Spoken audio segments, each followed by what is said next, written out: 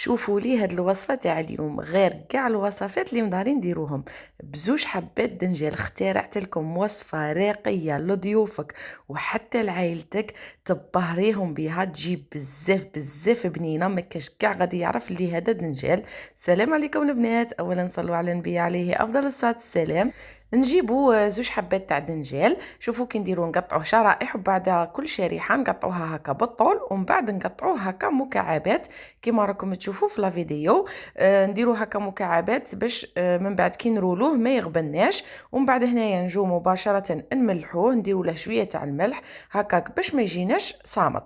ومن بعد هنايا مباشره نديروا نجيبوا الفرينه، غادي هنايا نرمدوه في الفرينه باش ما يشرب لناش الزيت ويجينا ناشف. ويعني هنايا في هذه المرحله اللي مثلا اللي تبغي ديره في الفور ديره، يعني طيبه قبل باش يجيها هكا ناشف من الزيت، يعني صحي. واللي تبغي تاني تفوره تفوره.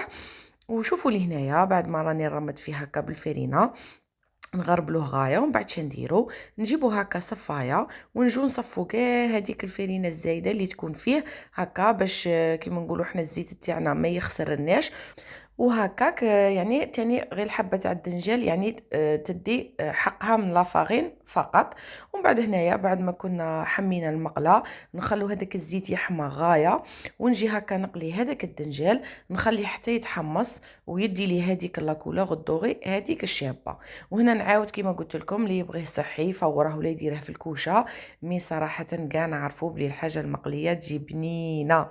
شوفوا لي هنايا بعد ما تقلى، شوفوا لي هذيك لاكولور الحمراء الشابه اللي ديها يجي ما شاء الله. ميم يعني تقدروا هذه الطريقه زعما تبغوا ديروا هكا مع البيض، يعني ديروه كيما الشكشوكه تاني يجيكم شباب. شوفوا لي هنايا جبت حبه تاع البصل درتها هنايا في الاشواغ، وزدت لها زوج سنينات تاع الثوم، يعني في هذه الكميه راني دايره حبه بصله كبيره مع زوج سنينات تاع الثوم. غادي نربيهم كاع كيف كيف بهذا الاشوار المانيوال. شوفوا من بعد هنايا كيفاش نطحنت لي. ومن بعد في نفس المقله نجيبوا هذاك البصل تاعنا ندبلوه نخلوه حتى يدينا هذيك لا كولور الدوغي شابه. ونجو هنا مباشره نديروا عليه الفيونداشي. شوفوا هنا الفيونداشي انا كيفاش ندير لها كي نشريها وندسها، نبلاطيها هكا في البورصه كما كنتوا تشوفوا. ونورقها الشغل بالحلال، نحلها شويه تولي لي رقيقه هكا، ما تديليش كاع البلاص في الكونجيلاتور، يعني نستفها ندير وحده فوق وحده وما تديليش كاع البلاص. يعني قلت بالك هذه الفكره بالك تعجبكم بهكا باش كيما نقولوا كي تنظموا صوالحكم تدو هكا افكار. شوفوا هنايا بعد ما هاد الكفته يعني تقلات قليناها مليح، نخلوها حتى تتقلى غايه عاد باش نديروا لها لي زيبيس، باسكو كيما نعرفوا بلي الكفته تطلق الماء. كون ديروا لها لي زيبيس وهي خضراء هذوك لي زيبيس غادي يتبخروا في هذاك الماء. ولي زيبيس هنا شاني دايره، راني دايره القزبر مطحون، سكنجبير، الحرور والملح، نخلطوها بيان. ومن بعد هكا الكفته تاعنا تكون واجده. وهنايا نجيبو غيسيبيون نديرو فيه هذاك الدنجال اللي كنا قليناه، وهنايا مباشره نديرو له المعدنوس، نديرو له يعني كميه مليحه هكا باش يجي بنين ما يجيناش صامت.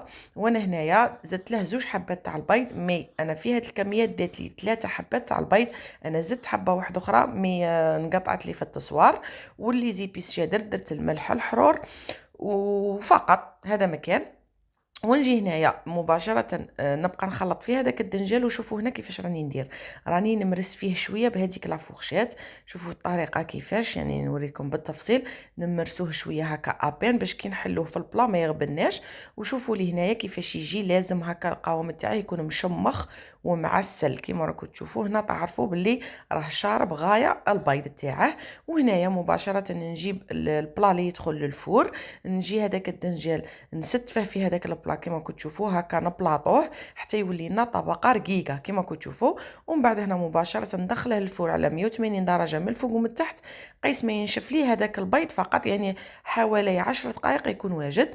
وهنا انا غادي ندير له صوص فروماجير، صلصه الجبن. جبت مغرف كبيره تاع دهان او اللي هو مارغرين او زبده، نخلوها تذوب. ومن بعد نديروا لها زوج مغارف كبار تاع الفرينه نخلوها تتحمص غايه. ومن بعد مباشرة نديرو الحليب، مي هنا في البداية نديرو كمية قليلة ونبقوا نحركوا بالتدريج هكا باش نقلعوا كاع هذاك التكوار تاع الفرينة، ومن بعد عاد نبقوا نزيدو نديرو في الحليب هكا لاصوص تاعكم ما تجيكمش مكوره وتجيكم شابه. وهنايا بعد ما زدت الحليب درت لها الحرور والملح باش ما تجيناش صامطه اكيد. وهنا غادي مباشره انا غادي ندير لها الفرomاج غابي، انا نستعمل هذا. هنايا الكميه يعني تبقى حسب الرغبه، تقدروا ما ديروا الفرماج تاع الحبه، تبغوا ديروا هذاك تاع الشرائح تاع البرجر، يعني نتوما وش عندكم فرماج، مي كل ما تكثروا لها الفرماج تجي بنينه. انا هذه غادي نقدمها مع الرولي تاعي. مي نتوما تبغوا ديروا صوص بلونش بهكا بالحمص، يعني تبغوا ديروها تجي تاني شابه. انا صراحه كنت داخله عيانه، يعني جات في راسي ندير لها صوص فروماجير هكا بالخف وتكون واجده. شوفوا لي هنايا بعد ما نشف لي هذاك الرولي وخرجته من الفور، مباشرة نحط عليه هذيك الكفتة اللي كنا طيبناها، ونجي هنا ندير لها الفرماج. انا درت له هذا الفرماج شرائح تاع البرجر اللي نديروه في لي برجر، وهنايا درت الفرماج تاع الحبة تاني. هكا غادي يعني قلت لكم الفرماج يبقى حسب الرغبه، شايله يعطيه بنه، يعني الطبق تاع اليوم قلشناه. ومن بعد نجو هنايا نبقوا نرولو في هذاك الرولي تاعنا هكا بالتدريج غير بشويه. شوفوا كيفاش يترولا معاكم فاسيلمون، يعني ما شاء الله ما تخافوا منه ما والو. شوفوا الشكل تاعه كيفاش يجي هكا، قعدوا تضغطوا عليه بالبابي كويسون كيما راني نوريلكم، ويعني طريقه سهله. نجي هنايا ندهنه شويه بهذيك لاصوص فروماجير اللي درناها هكا في الوجه تاعه، ومن بعد هنايا ندير له شويه تاع الفرomاج غابي وندخله يتغراتينا لي في الفور. نشعل له غير من الفوق فقط، يدي لي هذيك لا كولور الدوغي الشابه اللي نبغوها، ويكون الرولي تاعنا واجد. وهنايا بعد ما يكون طابلنا، شوفوا ما شاء الله كيفاش يخرج بعد ما تحمر ودنا هذيك لا كولور الدوغي، يجي روعه البنات. شوفوا هنا غادي نقسم لكم نوري لكم كيفاش يجي، كما شفتوا في بدايه الفيديو يجي مفرمج من الداخل وطري ومعسل وبزاف بنين.